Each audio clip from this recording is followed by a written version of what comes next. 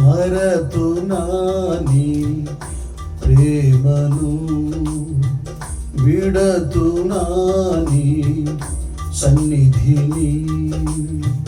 మరతునా నీ ప్రేమను, విడతునా నీ సన్నిధిని. దూరమగుదునా నీ స్నేహమునకు, దూరమగుదునా నీ స్నేహమునకు. ఆశ్రయము నీవే నా యేసయ్యా, ఆశ్రయము నీవే నా యేసయ్యా. ఆశ్రయము నీవే నా యేసయ్యా, ఆశ్రయము నీవే నా యేసయ్యా. నీ ప్రేమ నిజము, నీ ప్రేమ శాశ్వతము, నీ ప్రేమ నిజము, నీ ప్రేమ శాశ్వతము. మరతునా నీ ప్రేమను, విడతునా నీ సన్నిధిని.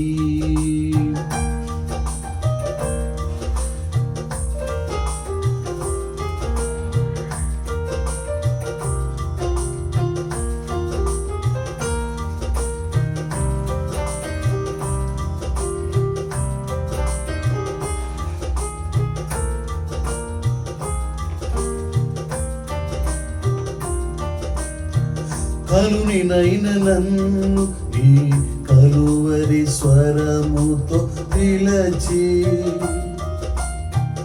కఠిన హృదయమును నీ రుధిరముతో కడిగి.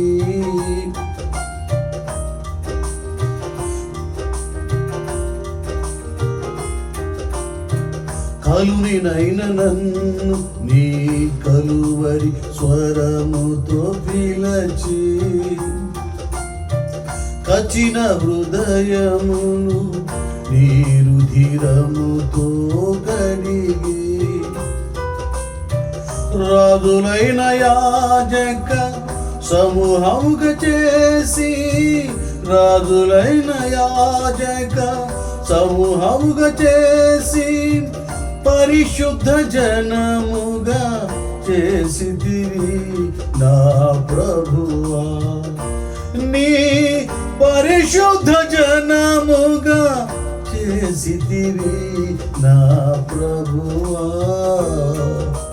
నీ ప్రేమ నిజము, నీ ప్రేమ శాశ్వతము, నీ ప్రేమ నిజము, నీ ప్రేమ శాశ్వతము.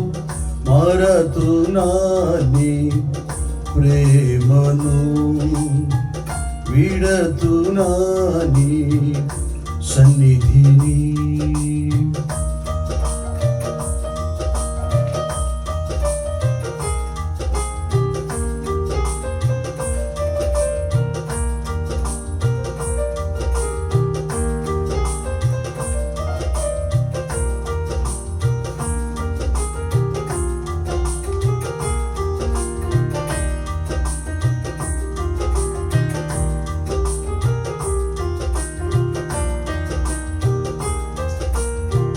నీ నిత్య యాజకత్వము నాకు క్షేమము, నీ నిత్య విజ్ఞాపనం నన్ను కాయుచుండెను.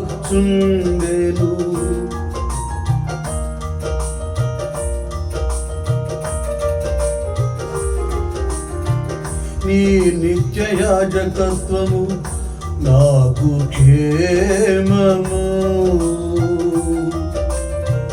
నీ నిత్య విజ్ఞాపనం నన్ను కాయుచుండెను. అనుదిన వాక్య ధ్యానమే నన్ను బలపరచెను, అనుదిన వాక్య ధ్యానమే నన్ను బలపరచెను. నీ అభిషేకము సిద్ధపరచుచుండెను వధువు సంగముగా. నీ అభిషేక నిత్యము సిద్ధపరచుచుండెను వధువు సంగముగా. నీ ప్రేమ నిజము, నీ ప్రేమ శాశ్వతము, నీ ప్రేమ నిజము, నీ ప్రేమ శాశ్వతము. అరతునా నీ ప్రేమను, విడతునా నీ సన్నిధిని, మరతునా నీ ప్రేమను, విడతునా నీ సన్నిధిని, మరతునా నీ ప్రేమను, విడతునా నీ సన్నిధిని.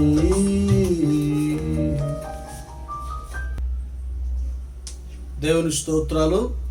అందరికీ వందనాలండి. ఈ పాట నా సాక్ష్యం. ఇది వాస్తవంగా ప్రతి ఒక్కరూ, మరి ముఖ్యంగా దైవ సేవలో సాగిపోతున్నటువంటి వారు వారి జీవితంలో ఒక అద్భుతమైనటువంటి సాక్ష్యాన్ని కలిగి ఉన్నారు. అది నేను ఒక్కడిని మాత్రమే కాదు, అనేక మంది సేవకుల విషయం. అయితే దైవ సేవకులుగా మేమందరం ఎందుకు, ప్రభువు మమ్మల్ని పిలిచిన పిలుపు, ఆయన ఏర్పాటు చేసుకున్న విధానాన్ని గురించి మేము ఎందుకు తెలియచేస్తున్నామంటే, దావీదు భక్తులు అన్నట్లు 103వ కీర్తనలో, నా ప్రాణమా యెహోవాను సన్నుతించుము, నా అంతరంగము సమస్తమా ఆయన పరిశుద్ధ నామమును సన్నుతించుము, ఆయన చేసిన ఉపకారములలో దేనిని మరొక అంటున్నాడు. అది ఉపకారాలు రెండు రకాలు కనబడుతున్నాయి. విశ్వాసులైనా భక్తులమని చెప్పుకుంటున్నా వారి జీవితంలో కూడా ఒకప్పుడు హీన దీన స్థితిలో ఉన్నప్పుడు, ఏమి లేని పరిస్థితిలో ఉన్నప్పుడు ప్రభువుని యందు విశ్వాసం ఉంచి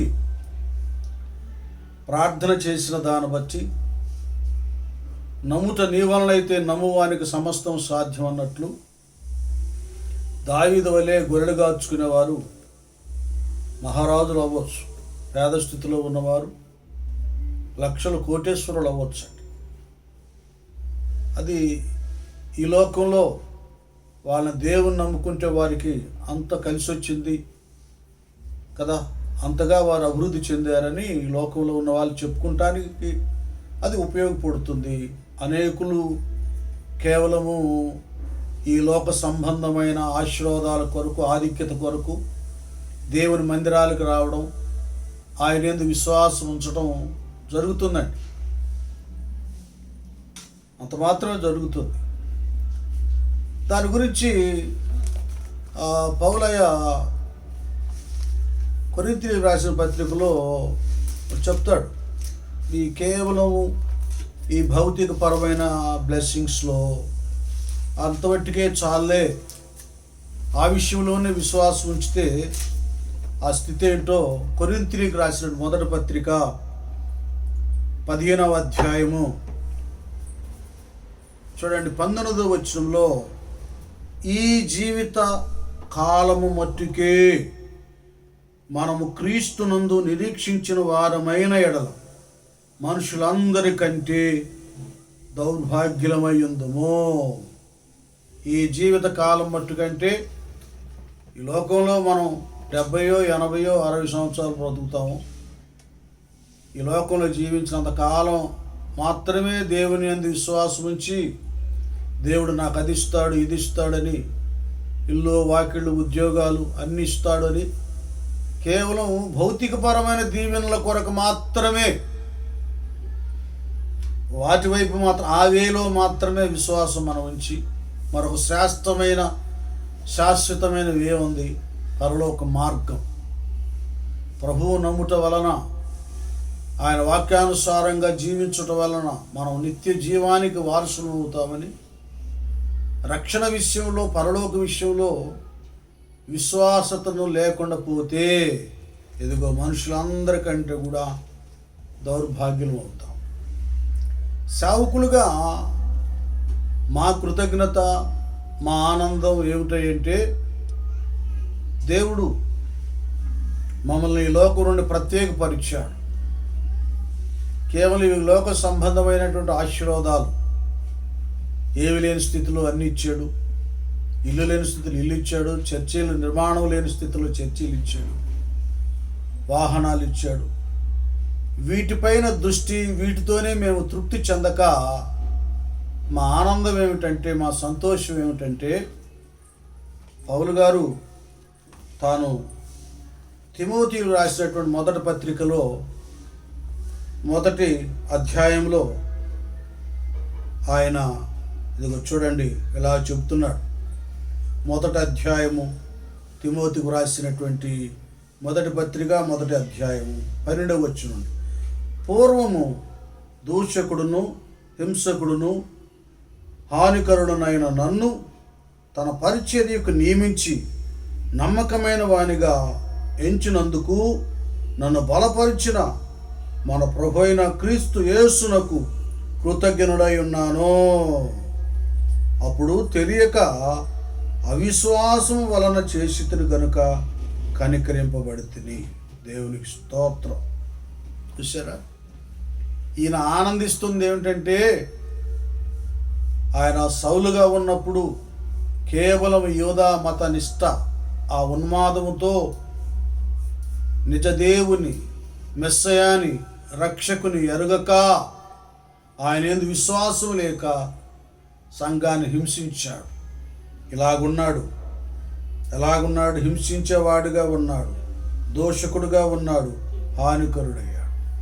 ఎప్పుడైతే ప్రభువారు పౌలయ్య దమస్కు మార్గాన్ని వెళుతున్నప్పుడు సౌలా సౌలా అని తన స్వరం వినిపించి ఆ దర్శనమును తాను చూయించాడు. అప్పటి నుండి యేసే పరలోకానికి మార్గము, ఆయన మహాదేవుడు నిజరక్షకుడని ఎరిగి ఆయన యందు విశ్వాసం ఉంచి ప్రభు పిలుపు మేరకు సేవకొచ్చి, ప్రభు ముందే చెప్పాడు, నా నామము నిమిత్తము సువార్త నిమిత్తము ఎన్నో శ్రమలు నిందను ఈ పౌలు అనుభవిస్తాడని అననీతో ముందే చెప్పాడు.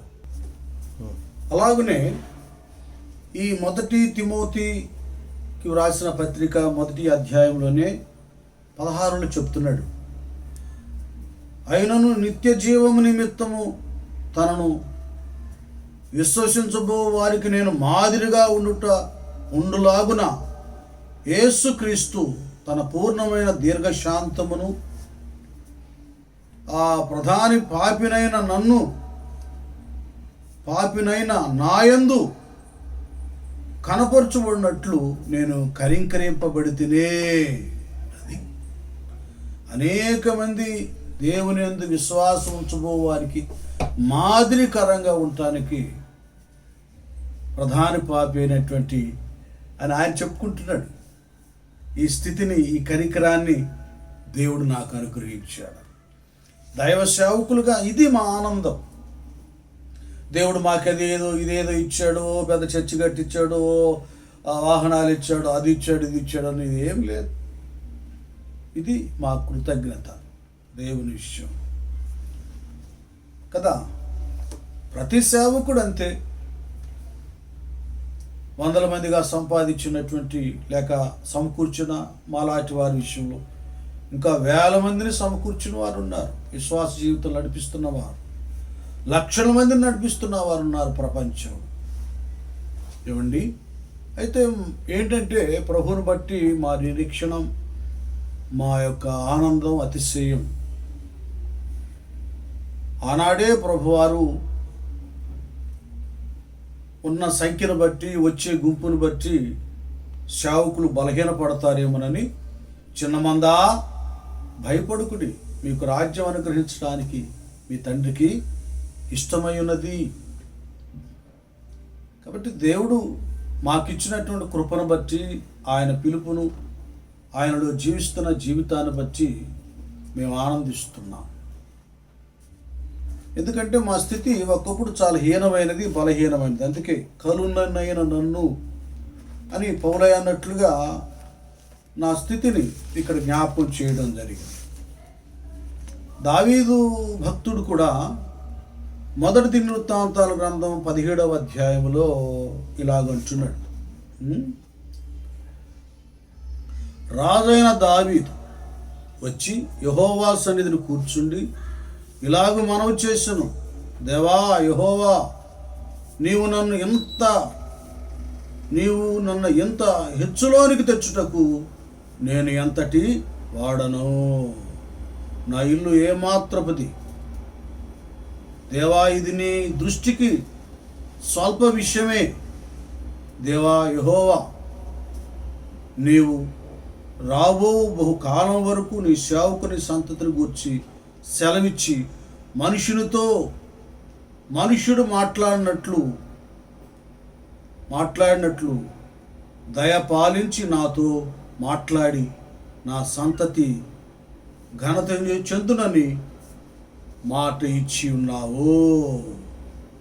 చూసారా, తాను కూడా తన స్థితిని జ్ఞాపకం చేసుకుంటున్నాడు. నేను ఏ పాటి వాడినయ్యా, ఇది కేవలం నీ కృపే. ఈ దినాన మరి దైవ సేవకునిగా ఇంతకాలం 1984లో ఆయన పిలుపు మేరకు దేవుడు తన దర్శనం ఇచ్చి సేవ చేయటానికి గురించి నాతో మాట్లాడిన దగ్గర నుండి ఇప్పటి వరకు ఈ 38-39 సంవత్సరాలు, దాదాపు 40 సంవత్సరాల వరకు అలాగ నిలిచి ఉండి అనేక మంది దేవుడు కృప ద్వారా దేవుడే ఆకర్షింపజేస్తే, నడిపిస్తే వారిని ఆయన వాక్యంతో బ్రతికించడానికి, వెలిగించడానికి కృప ఇచ్చాడు. అంత మాత్రమే కాకుండా అనేక మంది సేవకురాలు, ప్రవక్తలు, ప్రవక్తని, సువార్తికులు, పరిచారకులు, సందేశకులు, ఉపదేశకులు, గాయకులు, సంగీతానికి సంబంధించినటువంటి వారు అనేకులను దేవుడు కేవలం ఆయన కృపండి, ఆయన కృపను బట్టి తయారు చేయడానికి దేవుడు ఈ భాగ్యాన్ని నాకు ఇచ్చాడు. ఒకప్పుడు నా స్థితి హీనమైనది, దీనమైనది, బలహీనమైనది. నేనేం చేయగలను? ఇది నా వలన సాధ్యమా? నేను ఉండగలనా? నిలబడగలనా? అన్ని విషయాలు నేను బలహీనుడని భయపడుతుండేవాడిని. కేవలం ప్రభు పాదాల దగ్గర పడి, అయ్యా, నీవు లేనిదే, నీవు రానిదే, నీవు ఉండనిదే, నడిపించనిదే నాకు ఆధ్యాత్మిక బ్రతుకు గడవదు. ఏవండి, ఈ లోక సంబంధమైన బ్రతుకు గడవచ్చు, తినటానికి, ఉండటానికి, త్రాగడానికి, నియమ ప్రకారంగా వంకరగాను సంపాదించి బ్రతకొచ్చు. కానీ ఆత్మీయతలో బ్రతకడం అనేటటువంటిది చాలా కష్టం. అది నిష్ఠా నియమాలతో కూడినది. మన వ్యక్తిగతంగా ఎంత నిష్ఠా నియమాలు కలిగి ఉన్నా దేవుని కృపలేనిదే పరిశుద్ధతను, ప్రార్థన బ్రతుకును, యథార్థతను, అభిషేక విధానాన్ని మనం సొంతం చేసుకోలేం. అది అవసరం సేవకత్వంలో, సేవా జీవితానికి. కనుక వీటిలో ఒక వరంగా దేవుడు నాకు ఒక క్రైస్తవ సాహిత్య రచయితగా ఆయన ఏర్పాటు చేసుకున్నాడు. నేను 8-9 తరగతి చదివేటప్పుడు అప్పుడే ఈ సామాజిక పరమైనటువంటి ఆ పాటలు అవి రావడానికి ఆ జ్ఞానం ఉంది. దేవుళ్ళలోకి వచ్చిన తర్వాత రాయడం ప్రారంభమైంది. ఒకవేళ నేను అప్పుడప్పుడు అనుకునేవాడిని, ఏది నేను వాళ్ళు పెద్దవాళ్ళు రాస్తున్నారని, వీళ్ళు పాడుతున్నారని, వాళ్ళని చూసి రాయటం మొదలు పెడుతున్నానా అని ఒక్కోసారి ఒక మనసు నాలో అనిపించేది. ఏదైనా ఒకటి రాస్తూ ఉండగానే కొన్ని అర్ధరాత్రి సమయంలో, ఎందుకంటే మీరు ఒకవేళ దైవ సేవకులు, క్రైస్తవ రచయితలు చూస్తుంటే మీకు అనుభవం అర్థమవుతుంది. అర్ధరాత్రి వేళ కూడా స్వప్నంలో కూడా ఏవో పాటలు రాస్తున్నట్లు, ఆ పాటలు, ఆ పదాలు, ఆ మాటలు అవన్నీ చూస్తూ ఉండేవాడు, రాస్తూ ఉండేవాడిని, పాడుతూ ఉండేవాడిని కొన్ని. ఏమండి, ఇంకా మనం ఇదేదోలే మనం సొంత ఉద్రేకతలు అనుకుంటే ఆత్మ ప్రేరణని అర్థమైపోయింది. దాదాపుగా 200 పైన పాటలు రాయడం. మరి షాలే మాడేస్లో మీకు అందరూ తెలుసు, గుంటూరు రాజా వారు ఆల్బమ్ల్లో కొన్ని దాదాపుగా ఒక 50-60 పాటలు, వారు ముఖ్యంగా మీ అందరికీ తెలియబడేటటువంటి పాట గడచిన కాలము కృపతోను అనే పాట. ఈ రీతిగా అనేకమైన రాయటానికి దేవుడు కృపిచ్చాడు. ఇది దేవుడు కేవలము ఆయన ప్రేరణతో, ఆయన అభిషేకంతో మాత్రమే ఈ పాటలు రాయడం, ఇంకా ఆ పాటల్లో కూడా కొంత పేరుగాంచబడినటువంటి గాయకులు పాడటం, ఆ రీతిగా క్రైస్తవ లోకంలో వెల్లడైపోతూ ఉంది. ఇది మనం దావీదయ్య దగ్గర నుంచే ఉంది కదండి. ఆయన కూడా మరి మంచి రైటర్, ఆయన మంచి రచయిత, మంచి గాయకుడు ఏమండి.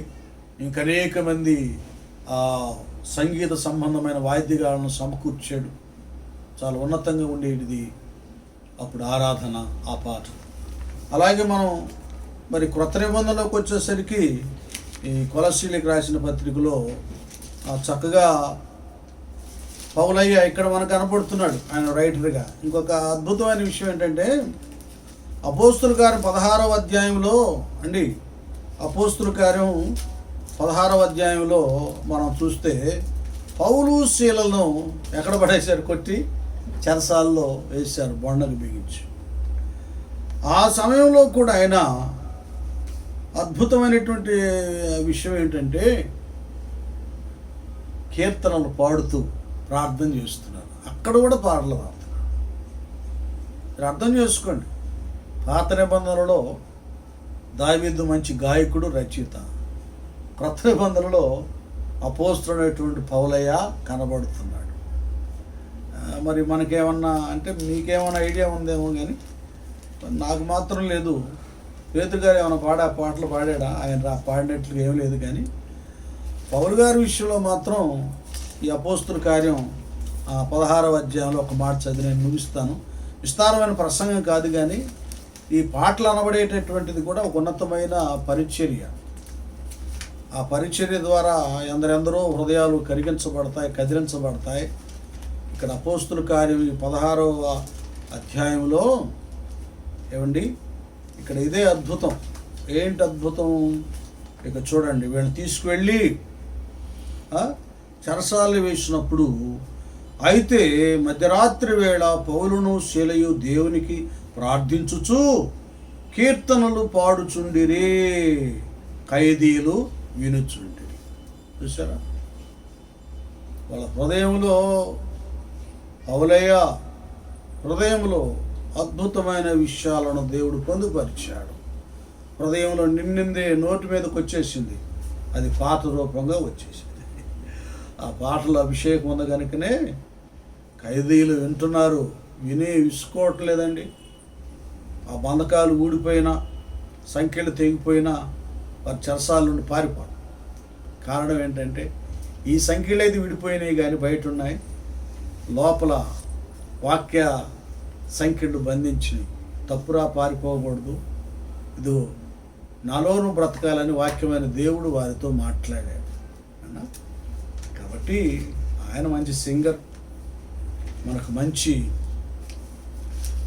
మరి రైటర్. అపోస్తుల కార్యంలో పౌలయ్య కనపడుతున్నాడు. అలాగే ఇక్కడ అంటాడు కదా, కొలస్సీలు రాసిన పత్రిక 3వ అధ్యాయం 16లో సంగీతములతోనూ కీర్తనలతోనూ ఆత్మ సంబంధమైన పద్యములతోనూ ఒకరికొకడు బోధించుచు బుద్ధి చెప్పుచు కృపాసహితముగా మీ హృదయములలో దేవుని గూర్చి గానము చేయుచు సమస్త విధమైన జ్ఞానముతో క్రీస్తు వాక్యము మీలో సమృద్ధిగా నివసింపనీయుడి. అది అంతే కదా. మరి పాట పాడుతున్నప్పుడు ఆ పాట ఎప్పుడు మనసులో ఉంటుంది, నెమరేస్తూ ఉంటాం. ఆ క్రొత్త పాట పాడుతూనే ఉంటాం. కొంతమంది దైవజనులు సంవత్సరానికి ఒక కొత్త పాట, కొత్త ఆల్బమ్ రిలీజ్ చేస్తున్నప్పుడు ఆ పాటలు వింటుంటే ఆ 3 రోజులు 4వ సభలో అదే హృదయంలో నిండిపోయి పాడుతూ ఉంటాం. ఆ పాటే వాక్యానుసారమైన పాట. అది ఎందరో బ్రతుకులను వెలిగిస్తుంది, బ్రతికిస్తుంది, బలపరుస్తుంది. చనిపోదాం అనుకున్న వాళ్ళని బ్రతికిస్తుంది. ఎందుకు నానా నేనున్నానని పాటలో ఉన్న దేవుడే మాట్లాడుతుంటాడు. పాటల్లో కూడా ఇంత పవర్ ఉంది. చాలామంది ఏమో పాపం మరుగ్గా ఉంటున్నారు.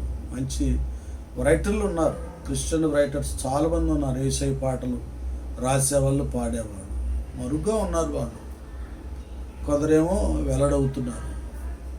ఎందుకంటే వాళ్ళకి వేలు లక్షల సభ్యులు ఉన్నారు కనుక వాళ్ళందరూ వాటిని వ్యాప్తి చేస్తున్నారు. కొన్ని వందలు, ఏదో 400-500, 600 చిన్న సంఘాలలో వాళ్ళు కూడా పాడుకోరు ఒక్కొక్క సమయంలో. ఎందుకంటే పలానా వాళ్ళు నోటెడ్ అని వాళ్ళు పాటలే పాడుకుంటున్నారు. ఎన్ని పాటలు ఏదైనా మాత్రం ఒకటి మాత్రం వాస్తవండి.